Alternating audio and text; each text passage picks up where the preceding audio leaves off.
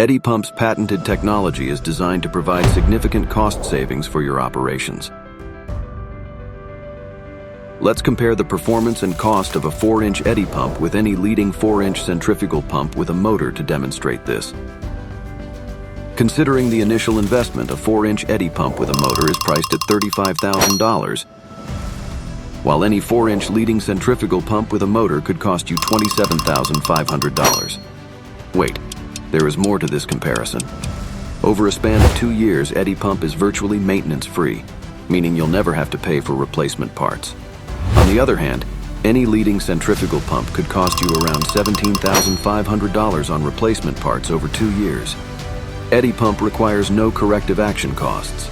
This is because they are designed to be maintenance-free and have almost zero failure rate. Also, the corrective action costs, downtime and labor costs for changing failed parts, etc., are zero with the EDDY Pump. While any leading centrifugal pump can easily shell out $24,000 as corrective action costs, downtime and labor cost for changing failed parts.